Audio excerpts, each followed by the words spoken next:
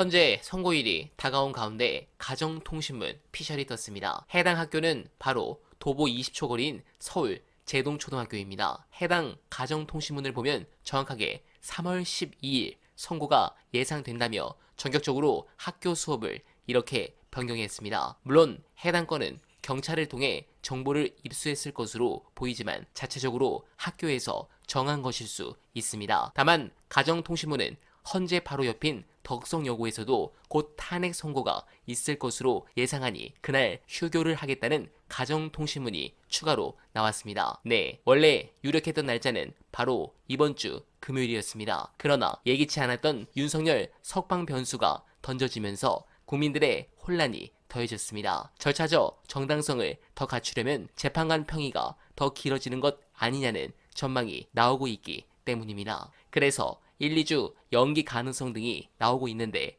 이 역시 헌재 쪽에 언질은 전혀 없었습니다. 그냥 추정일 뿐입니다. 헌재는 주요 선고기일 전에 미리 기일 통지를 합니다. 따라서 14일 선고를 하려면 늦어도 12일에는 통지를 해야 합니다. 헌재가 이 사안을 빨리 정리하길 바랍니다. 관련해 중요한 영상 보시고 이어가 보겠습니다. 그러니까 순서대로 하자면 윤석열이 먼저고 한덕수가 나중이다 라는 얘기가 되는 거라서 그동안 국민의힘에서 주장한 것처럼 한덕수 국무총리에 대한 탄핵 심판 결정이 먼저 나올 가능성은 별로 높지 않다고 지금 박범계 의원은 보는 거고 그와 동시에 이제 같이 얘기한 게 뭐냐면 오늘 발표된 탄핵 심판 그 사건들 2024 헌나 2부터 헌나 5까지가 최재 감사원장과 검사 3명입니다. 그러니까 순서대로 지금 헌재가 발표를 하는 것처럼 보이는 그런 상황이다 보니까 순서로 따지면 일단 윤석열이 먼저 한덕수가 뒤. 근데 이제 날짜로 치면 지금 이 중간에 있는 번호들 있지 않습니까? 2024 헌나 5 이후에 6, 7이 지금 비어 있는데 이게 이제 박성재 법무부 장관이나 이제 다른 그 장관급 인사들에 대한 탄핵 심판이거든요.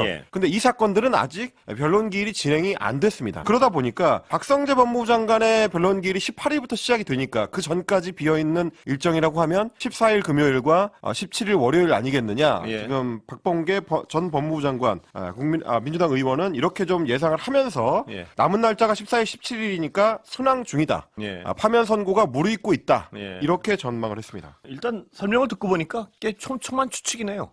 꽤 합리적인 것 같고요. 그래서 뭐 언제 선고 일자를 지정할지는 알 수 없지만 일정상으로 봤을 때는 아마 다음 주 월요일 내지는 아무리 늦어도 박성재 법무부 장관에 대한 그 변론 기일을 시작하기 전, 뭐 18일 오전이라든지 날짜상으로 보면은 이제 다음 주 월요일 화요일이 마지노선 아니겠느냐, 뭐 이렇게 보는 의견들이 대다수인 것 같습니다. 네, 공감합니다. 불법 체류자처럼 생긴 최상목 때문이 아니라 사실 저는 윤석열 탈옥 때문에 마음이 아픈 게 사실입니다. 윤이 재구속될 수 있는 시나리오는 크게 법원 직권 구속, 파면 뒤 다른 범죄 혐의로 구속, 특검 수사 등을 통한 동일 범죄 재구속 등 3가지입니다. 우선 법원이 직권으로 윤을 구속하는 방안이 지금 법조계에서 나오고 있습니다. 법원은 재판 과정에서 구속 사유가 발생하면 직권으로 구속영장을 발부할 수 있습니다. 내란 우두머리 혐의로 재판에 넘겨진 윤의 경우 구속기간을 넘겨 기소됐다는 이유로 풀려났으나